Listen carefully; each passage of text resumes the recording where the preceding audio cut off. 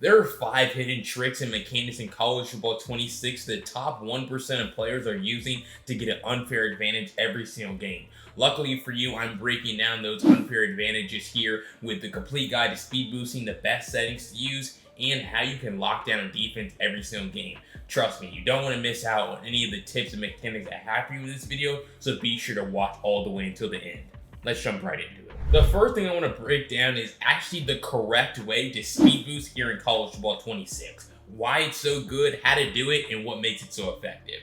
Let me show you. So first, we're going to pause the game, come into coaching, and then come into your depth chart, all right? Whether you're playing Dynasty, you're playing Regs, or playing Cut, you need a guy who has 90 speed, 90 agility, 90 acceleration, and as close to 90 in change of direction, or actually as close to 90 in all of them.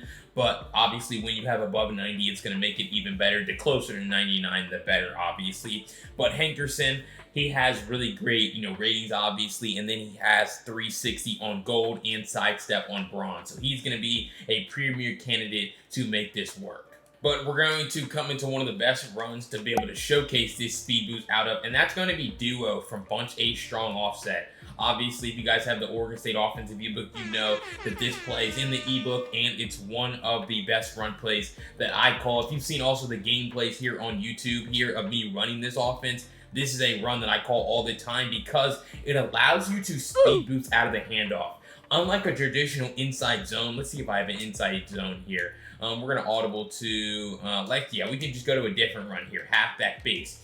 Yes, you can speed boost, but it's a little bit harder because you're basically having to speed boost out to the sideline. Like, you're not really able to take advantage of the full capabilities of the speed boost until you get to the second level of the defense. But here, you're able to speed boost behind the line of scrimmage. So boom, take it.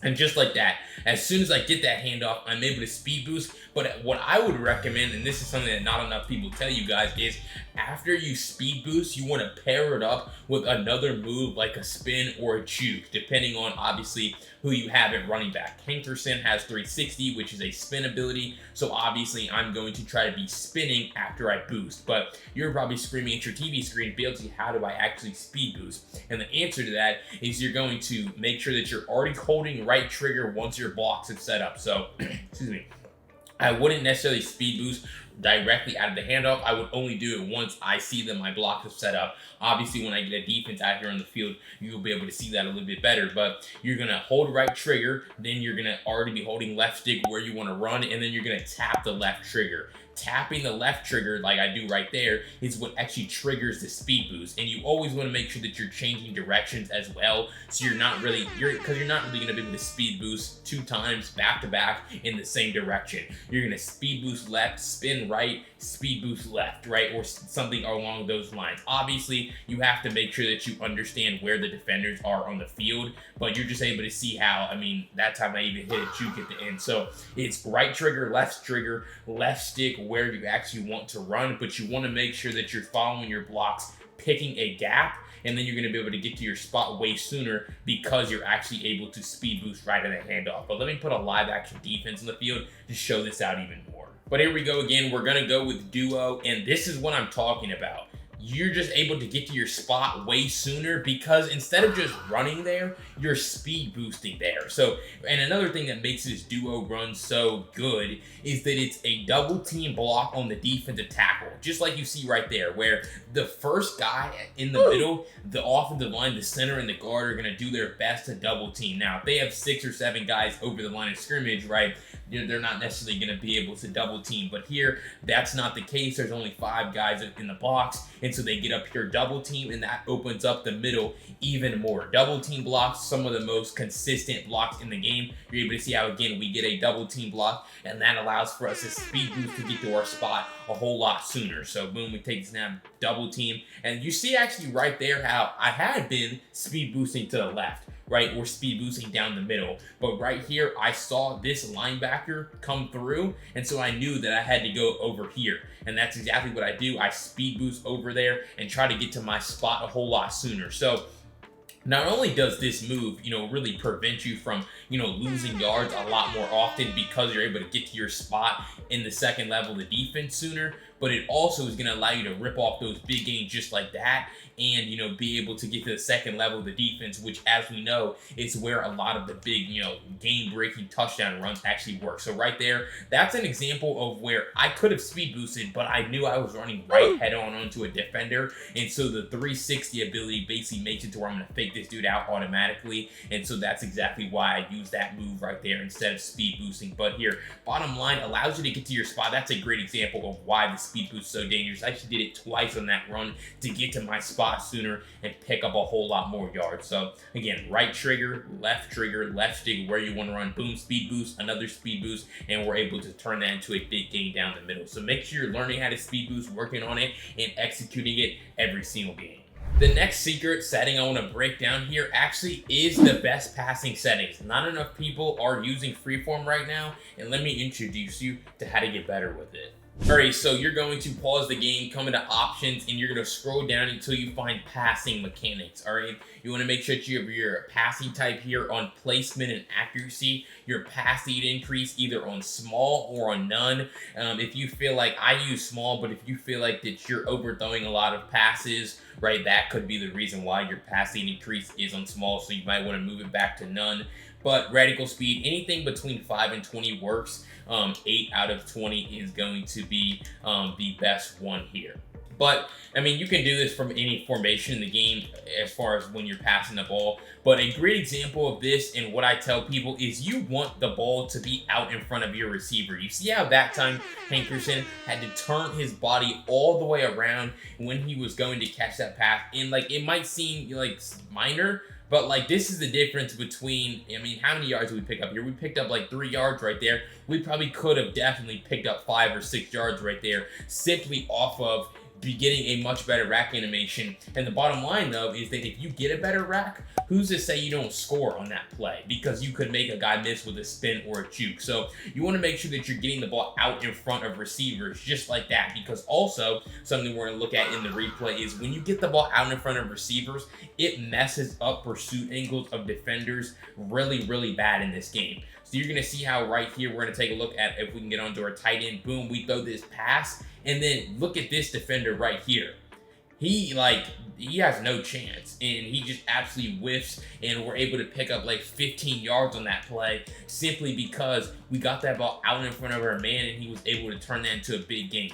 But what you're also going to notice is when they run man coverage, you need to get that ball out in front of the receiver. Right there, that was actually pretty tight man coverage, so there was nowhere for me to throw the ball. But the reality is, if I would have just pressed this button, right, this ball would have been thrown like right here, and it probably would have been picked and played by the DB. But I was able to get the ball out in front, away from the defender, and hopefully you would be able to complete that pass. But not throwing interceptions is the most important thing, right? So it's like, what are you going to do to freeform? Well, you're just going to hold left trigger while you're throwing the ball. So boom, we're going to take this snap right here. That time, again, I hold left trigger to get that ball out in front of that guy. So I'm holding left trigger, holding the left stick to passing the ball, and then pressing the button of the receiver that I actually want to throw to. So again, set it up the same way, take the snap. And this is an example of where I need that ball to be out in front of that man so that I can possession catch that pass and turn that into a big gain.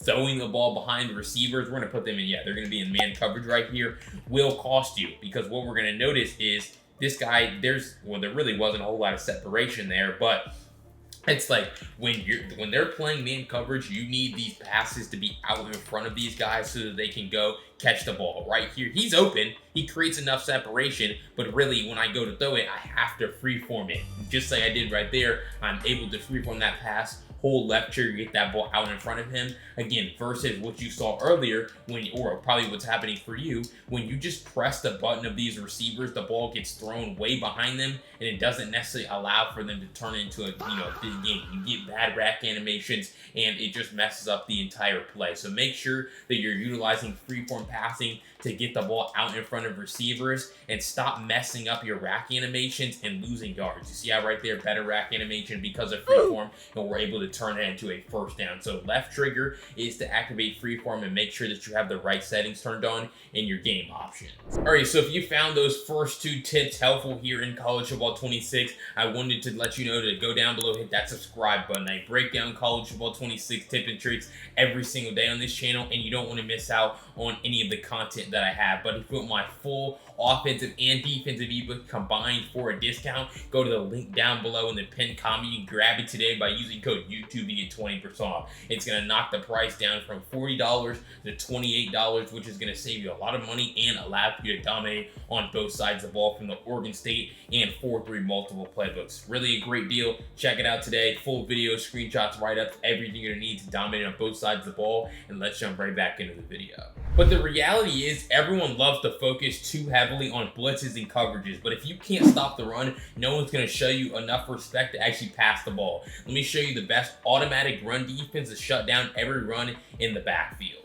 All right, so we're going to come into, you can actually do this from any defense in the game. The technique I'm about to show you. It's best though when you have 5 defensive linemen over the line of scrimmage, like I do right here, where I have 3D linemen and then 2 outside linebackers. So when there's 5 guys over there, it makes it a whole lot easier. But what you're gonna do is just take your user and stand directly inside the butt of the defensive tackle. Now, there's some, I've heard leagues that you guys play in where you can't do all that. So if you could still like stand right here and it would still work very well, but it's the best and most consistent when you're directly inside the butt of the D tackle. The reason why is because now a flame icon is going to appear directly over the head of your user defender just like this. And what that means is he's going to walk in free untouched. The reality now is that you're bringing all of these guys into the box, right? Or you're bringing an extra guy into the box versus if your user's all the way back here, all they really have to do is, I mean, your user will still have an opportunity to make a play, but just look at that, where they're able to rip off a big run down the field simply because your user's out of position. So that one adjustment, moving your user closer to the line of scrimmage,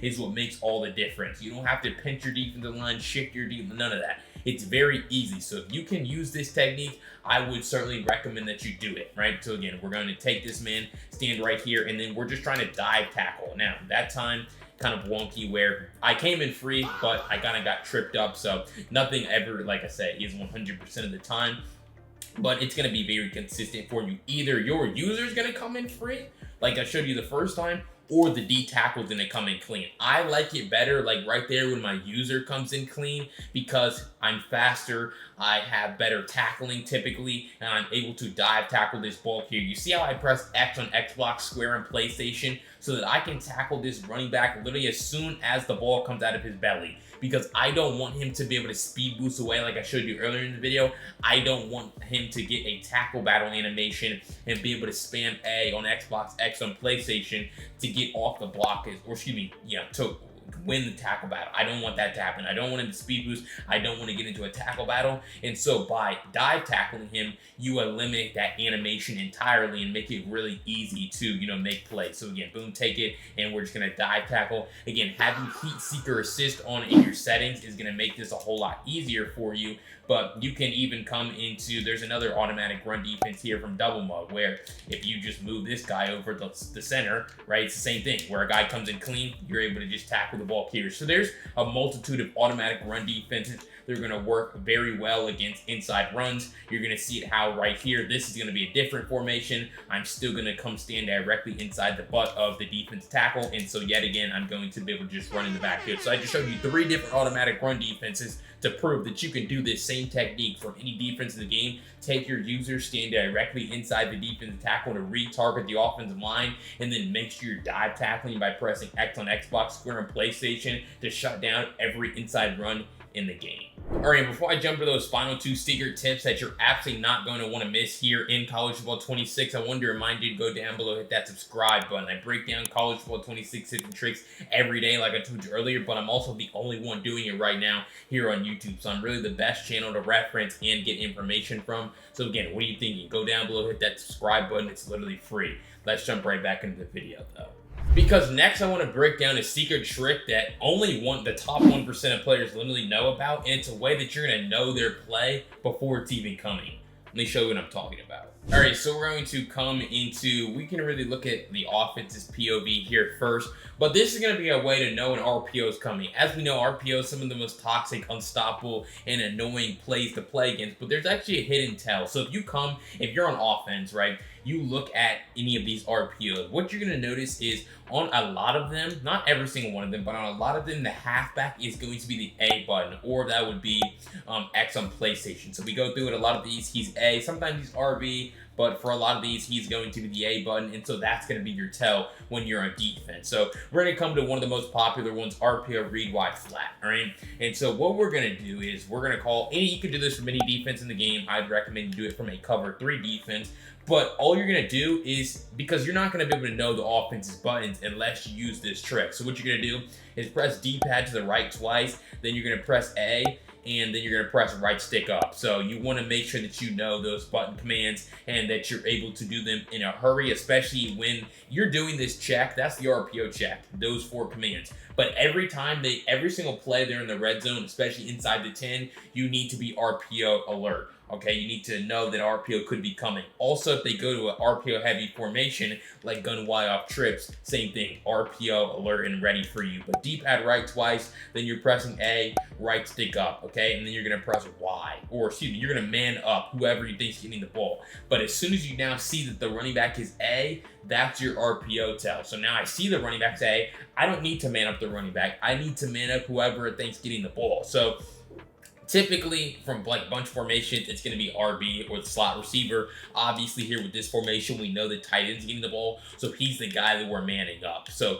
really, the tell is, okay, D-pad right twice, we see the running back is A, and once we confirm that, now we're able to go man up the tight end or whoever we think is getting the ball, and then we're going to shade our coverage down and pass commit by pressing RB and right stick up. The pass commit is really underrated. Not enough people use it, but it prevents your defenders from looking into the backfield when they need to be focused on the pass here, right? So we're going to see take the snap, and now we're going to have 2 defenders out there to make that play, simply because we have our hard flat, which our hard flat got blocked, which is what we want. That's fine, but that allows for our defensive, or excuse me, our linebacker to just follow this man because he's manned up onto him and we're pass committed. So we're just able to easily catch this ball and then make this tackle for a loss of 2 yards right there, okay? So that's the RPO tell. That's what's going to confirm to you that an RPO is coming, and that's what's going to allow you to lock down the RPO. So again, D-pad right twice, press A, then man that guy up, all right? And then we're going to, pass him in our defense, shade underneath. Now, it's an RPO, which means that they don't have to pass this ball. They can just hand the ball off. So if you don't get out there to stop the run with your user, then it's not going to matter that you set up great RPO pass defense. So again, D-pad right twice, press A, confirm that the running back is A. You're manning up the tight end right here, and then you're going to shade your coverage underneath. So we're going to stand right here in this spot, 4 yards over the guard on the halfback side, loop around and shoot a gap, right? You're trying to loop around, shoot a gap. Sometimes you can just run right through the gap, right? So different RPOs have different run paths that you need to take to stop the run, but we're going to stand again right here, and this time just much easier to just run right through that gap. So you're able to do the RPO check to confirm it's an RPO, then you're able to set up the defense on the outside to defend it, and then you're going to be able to just blow up the run in the backfield every single time. So D-pad right twice, confirm he's A, man up who you think's getting the ball, shade underneath, pass commit, and now you're going to be able to play lockdown defense.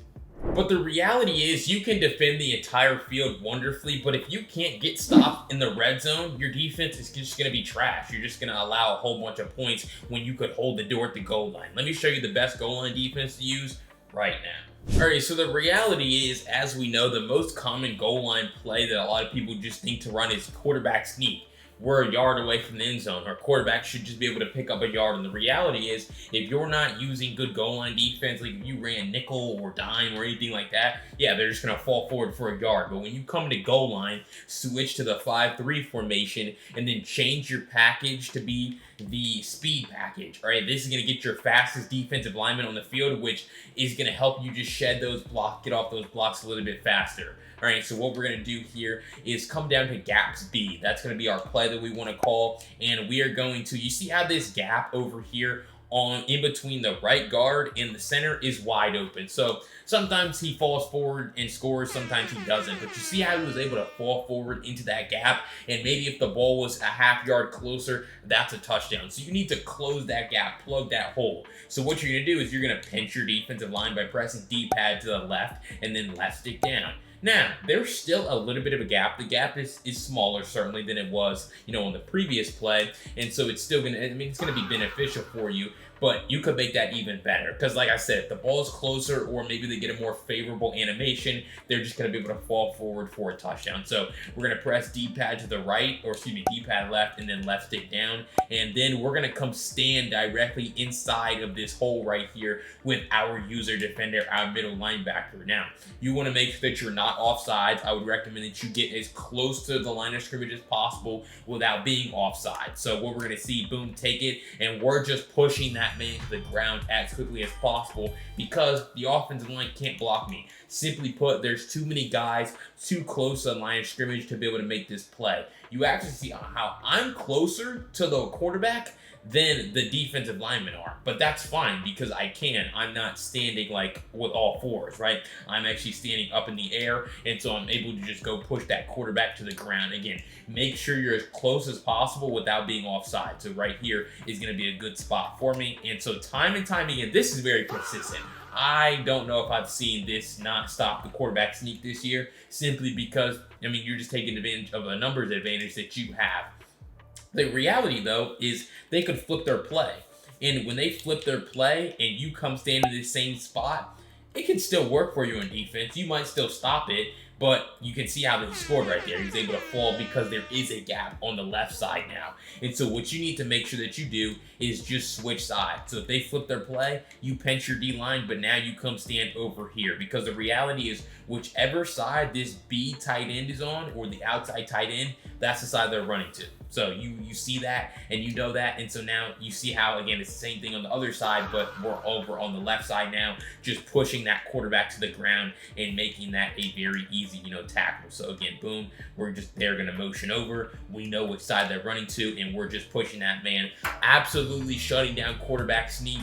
And the reality is, even if they go to like halfback dive right here, you're just gonna notice, or excuse me, a power O, you're just gonna notice how there's flame icons now over your D tackles, which means that they're just going to either sack the quarterback or tackle the running back as soon as he touches the ball. So goal line 5-3, utilizing the speed package, standing in the correct spot with your user, is really the most foolproof and proven way to shut down runs inside the 1 yard line and force them to actually pass the ball or settle for a field goal. Alright, so if you found any of those 5 secret tricks helpful here in College Football 26, make sure you go down below, hit that subscribe button. I break down College Football 26 tips and tricks every single day to help you guys get better, and you don't want to miss out on any of the content that I have. But if you want my full Oregon State plus 14 multiple ebooks here, go to the link down below in the pinned comment. You can grab them today by using code YouTube to get 20% off. They go through the full videos, screenshots, write-ups, everything you're going to need to dominate on both sides of the ball. And the best part is you're able to save $12 to $13 on them by using that discount code off of something that's already discounted. So what are you thinking? Check them out today. But if you want to see a gameplay of me running that Oregon State and 4-3 multiple